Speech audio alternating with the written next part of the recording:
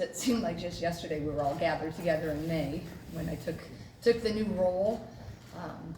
Man, it's just been a whirlwind, but just such a fun ride so far. A lot of people ask me what's different, and I say nothing, but in some ways everything.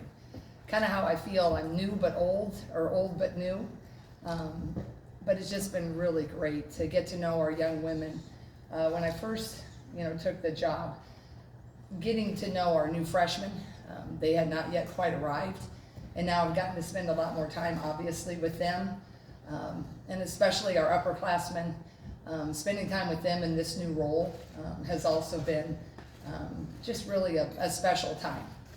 And we talked a lot about, we got next, and I've spoken about that often at different like fundraisers or things like that, and we just talk about that we're really been so blessed because some of us have been here all those years ago and last year, and the ones that have signed up that weren't here last year, the one thing we all have in common is we are so excited that we got next. And I think we're just so focused on the future. I've really enjoyed getting this team collectively together. And now as it becomes more and more real, right? The scrimmagers are one thing in May and June. They start to take on a little bit different feel when it's September and October. And when we say scrimmage, we're scrimmaging against our men's practice squad. So it's definitely exciting. The buzz is in the air, and I can't wait for all of you to meet this new team in about 15 minutes. So let's get to the fun part, but I'll open it up for questions now.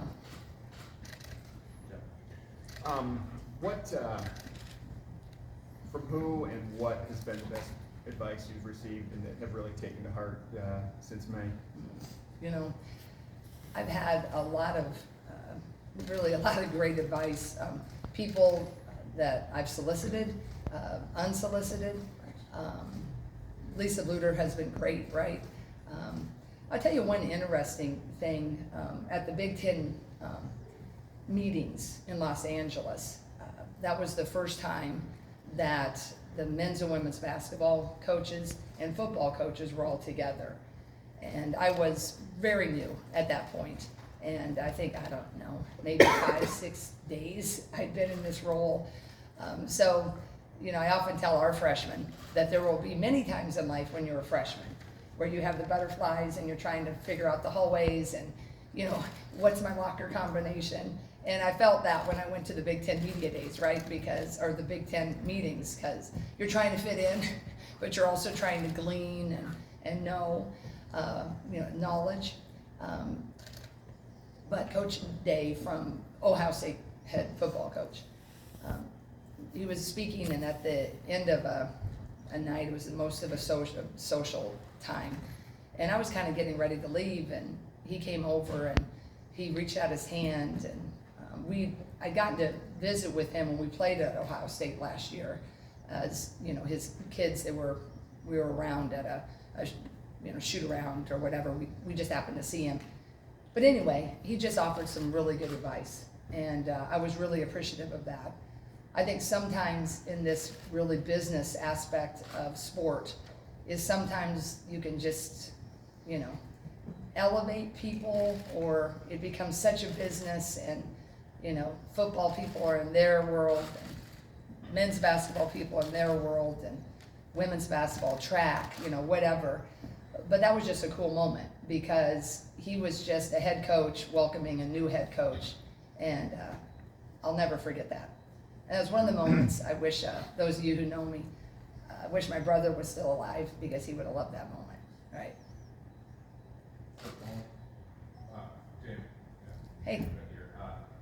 We've got the news that we're going to be missing Sydney for a little bit this month. I don't know how her injury progress is coming along. If she's going to be back maybe for the regular season opener or not.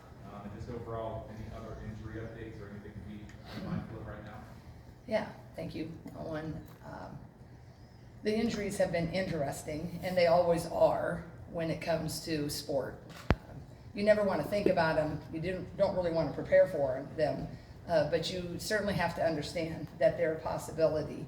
And I think if there's been one thing that's been challenging or a bummer, is the fact that Sydney and Hannah Salke, inarguably, two of our key components coming back, have never practiced together since we ended our season last April. So that's been, when you can look at it two ways, disappointing, and it is in that regard to build your chemistry, to get Lucy understanding how Hannah plays and understanding how Sid plays, but unfortunately, we just haven't had them together at the same time. So that has been definitely a challenge. The positive, it does give other people a lot of reps. It gives, some of the young people, a nice audition. Some of our returners, it gives them a nice audition. But that's something that you can't discount. That's a lot of days missed in the summer, a lot of days missed this fall where you just can't get that synergy. And the offense that we run, it takes time. It takes time. There's always been for our staff, but when you put that group together, you hold as long as you can because you want to give fair time for everybody to show that they can earn that starting spot or earn those minutes.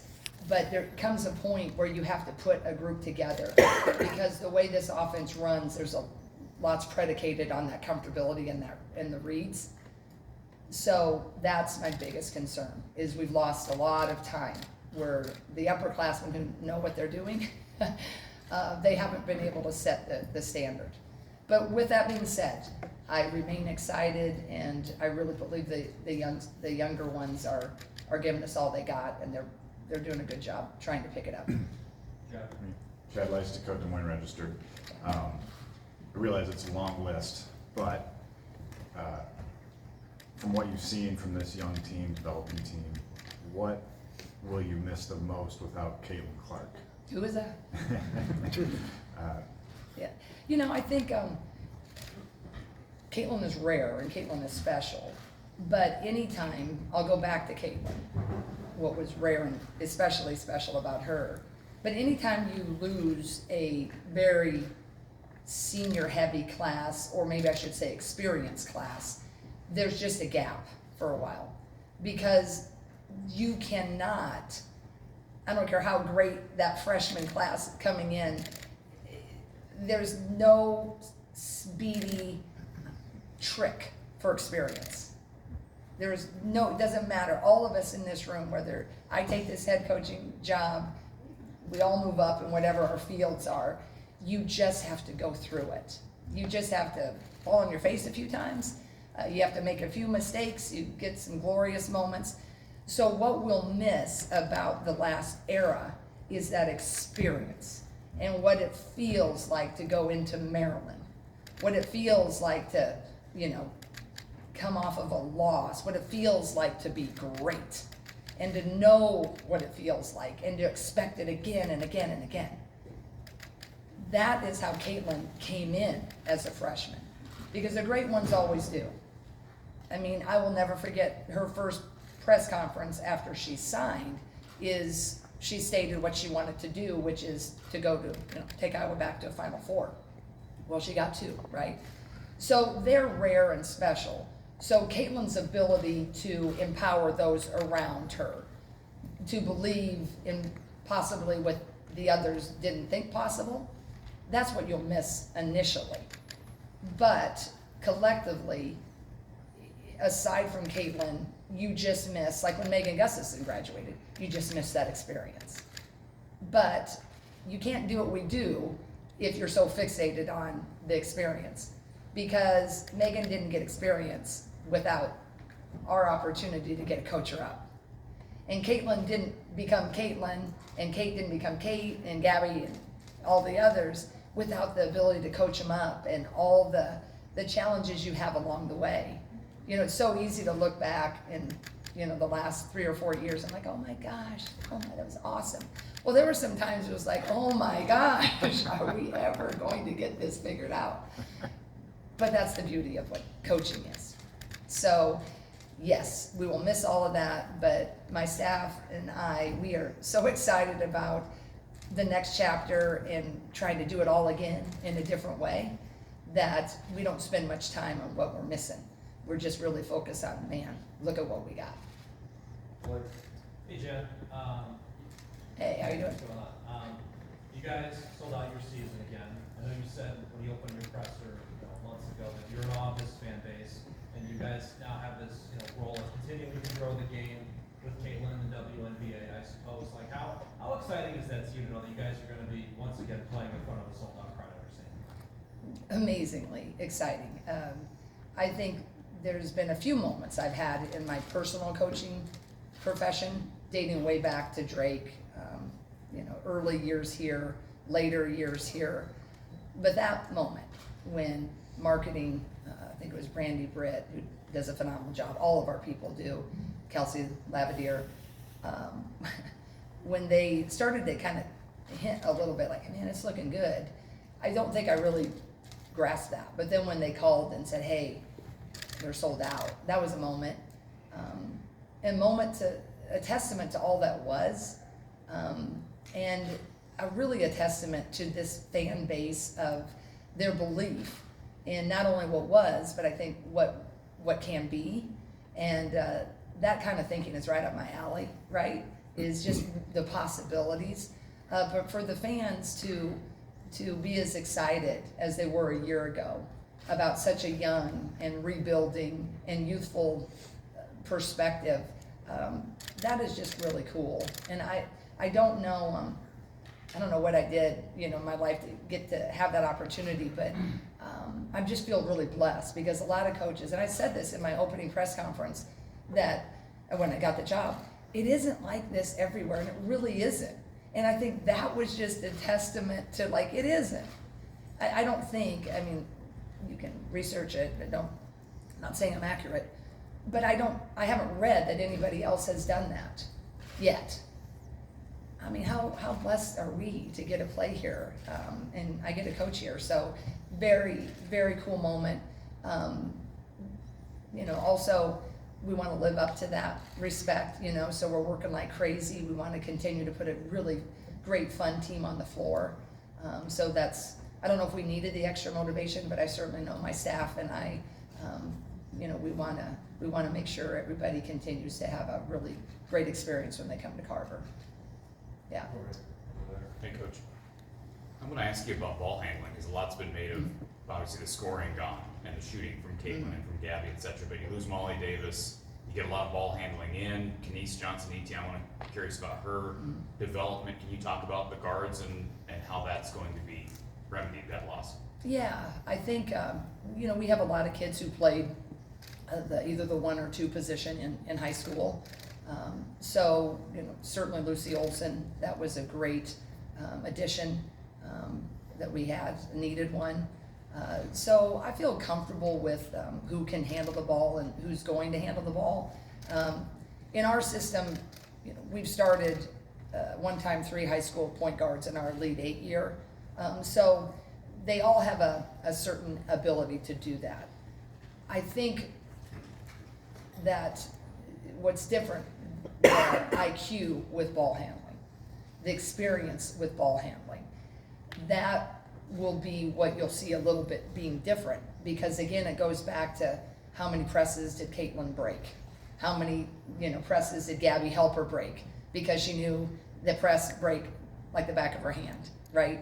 When, Caitlin got blitzed, we knew exactly, where to roll, how to get the angle for her. So that all takes time.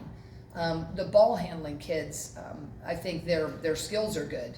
They just have to be in situations.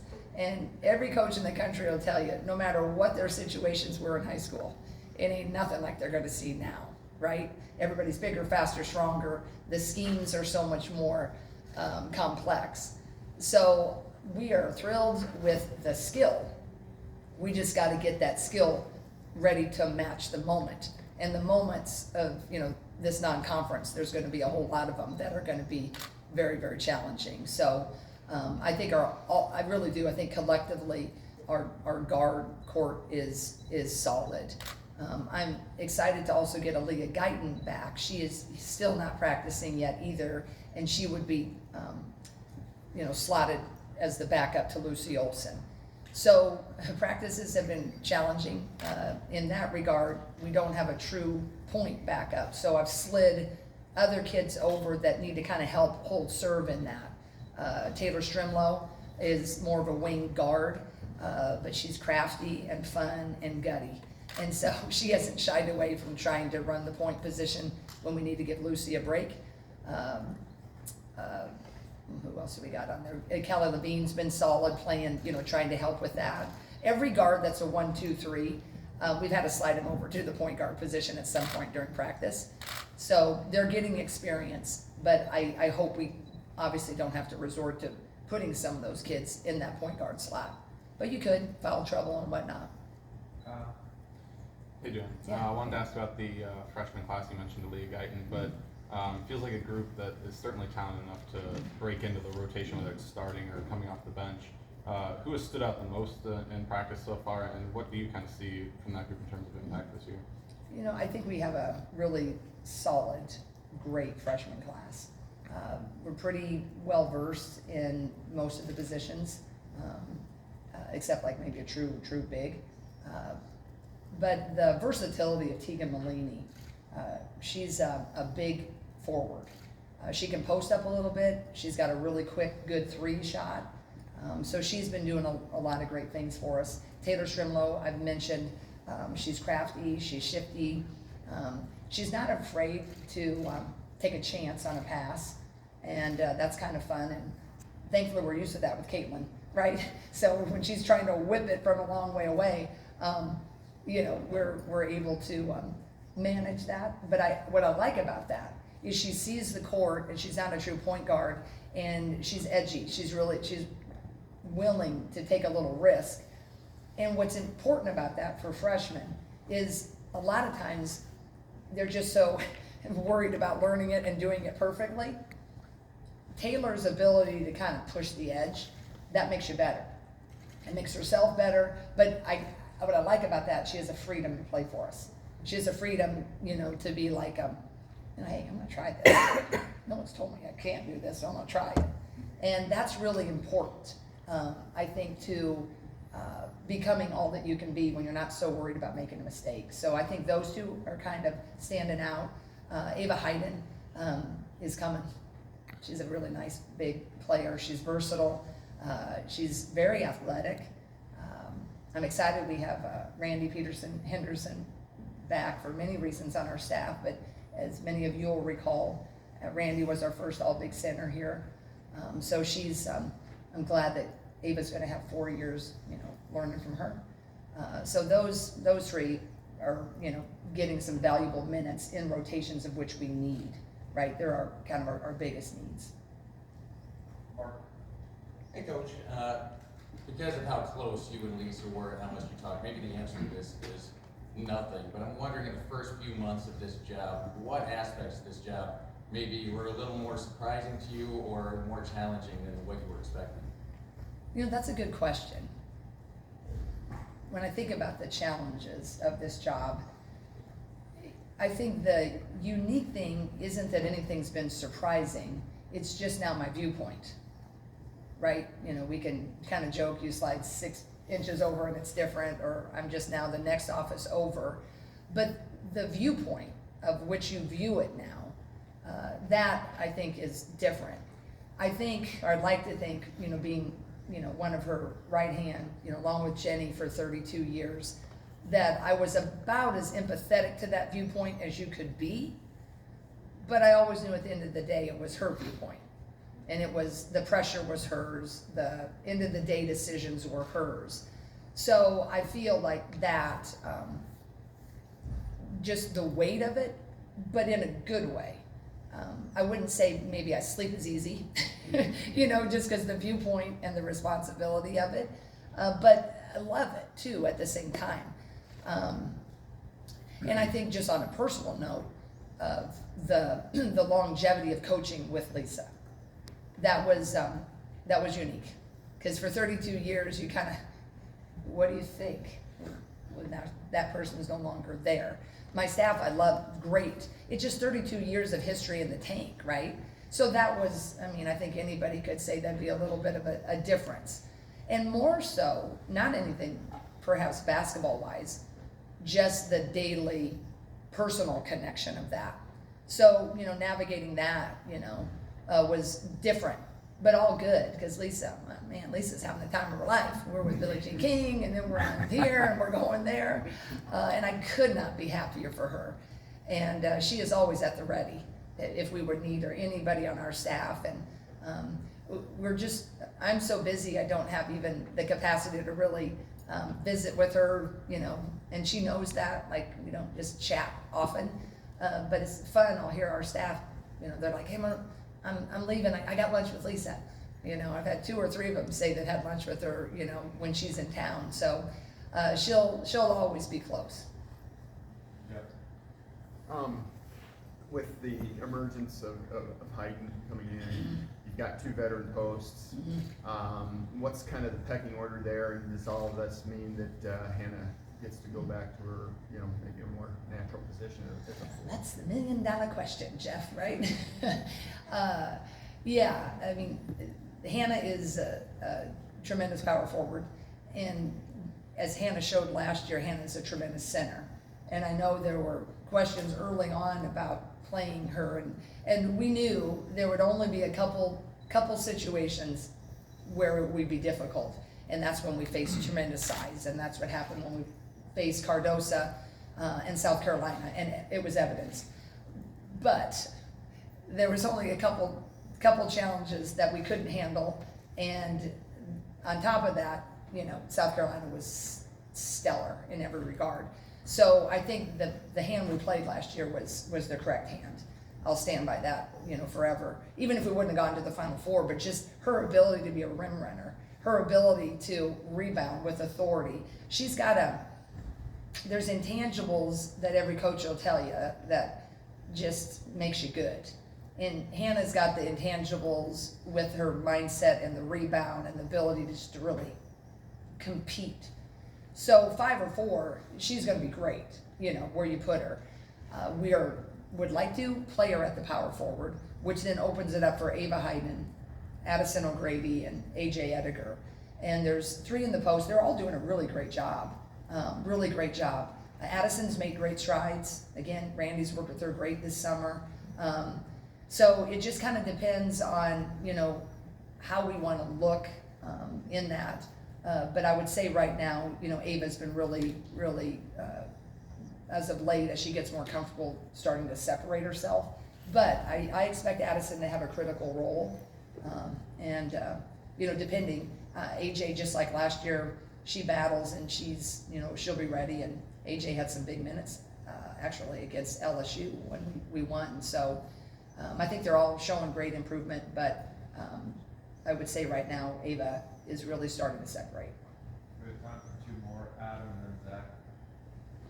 So, when you lose a piece like Caitlin Clark, not only are the young players stepping into a bit of a vacuum, but some of the veterans are stepping into new roles too. So how has like Kylie or Taylor adjusted to not just, you know, standing on the wing and saying great shot, Caitlin? Yeah, that's what's fun, right? That is what's fun, because the team, as much as they would have loved another year like we had, another year with Caitlin, they're also really ready for their time, and clearly understood that they wouldn't trade any second of the past time, and they loved it. But now they get a shot to take the shot. They get an opportunity to be the one that's the key stopper. And they have leaned in beautifully. Kylie is looking great. I'm so proud of her jump. Boy, Abby Stamp's been doing great with all of her guards. But Kylie has a sense of confidence. Taylor is stealthy with that 3 again. They have a different level of confidence, and they're competing, right? Because there's a couple spots that are open, but they're doing it in a really healthy way, and I've been really impressed with their progress. And I think Lucy is really, growing and learning and understanding how we want to play. So that's really been fun. And Raina with her big dogs, the small forwards and wings, they're just a fun group. When we break down in our, there's wings and points and bigs, I hear a lot of barking over there, let's say that, right? But they're just leaning in. And I know it sounds Pollyanna-ish now, but you couldn't ask for everybody to compete and push each other and remain eager. They're giving us all we got. And we have our first closed scrimmage on Sunday, and we need it because we got different combinations and different things we want to really see against, like our guys know our plays a little bit pretty well already. So we're ready to take that next jump, but you couldn't ask for anything more out of these kids right now, especially when they haven't had Sid showing them how to do it on the floor, and we just got Hannah back, and we don't have a really backup point guard, so Lucy's been running, overtime. So I'd say when you talk to our staff downstairs, I think they'd share that with them and their work, and they've been in watching film, and sometimes it's hard to get freshmen to come in and watch film because they've never done it, but I know they're putting themselves in a position. It's just going to take time. If everybody just gives this younger, we are rebuilding. I'm not setting this up, but it just takes a little time. But when they get it, they have the potential to be really fun, really, really fun. And I just want that for them because they're doing it the right way. Last one here, Zach. Hey, Coach. Given that new dynamic between this new season, the expansion of the Big Ten, and we got USC, UCLA, Oregon, playing before another sold-out season. To that point, what have been some of the ways that you've been able to communicate with players in terms of just taking the pressure off of them and just going out and playing? Yeah, I think what's important, especially with them, is that you just kind of keep them looking in the windshield. And we talked a lot about, just take that rear view mirror down, especially for the play returners, but even for the freshmen, because it's all new and you got to keep looking ahead. And the next opportunity is what I really want them to focus on. And reminding them that it is a process. It's always a journey, and the Big Ten got tougher. The players are really, really good. Is just really challenging them to stay in this moment. Because if you listen too much to everybody telling you how great everybody else is and how much you lost, then it can seem to be a little heavy. And I just like how they're leaning into they got next. And I want them to really embrace that because we have added some great teams. Utmost respect for all four of those coaches and their programs. But we also have amazing teams still here. I mean, Brenda at Maryland, they're great. Terry Morin at Indiana, great. We've had a great league that it's every game is going to be a challenge, but that's what makes it fun. But I just keep reminding them to embrace this moment and who they are. And I think if everybody will just let this year's team be this year's team, and not the one back there, and not projecting what they should do or could be, but just let this kind of all ruminate and let them kind of start figuring it out. I think they can really have a nice level of success despite how great all the schools are. Thanks, Jan. Yeah, thank you, everyone. Thank you. Appreciate it.